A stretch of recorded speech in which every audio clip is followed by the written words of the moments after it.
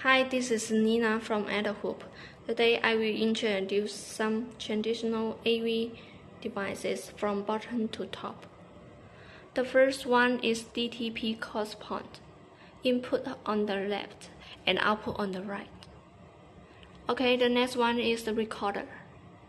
And this one is multimedia telecom equipment we always see in the conference room.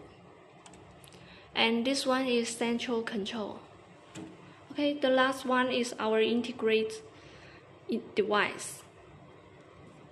This device can replace these 4 devices. By the way, we can also program according to client's request and anytime in any place.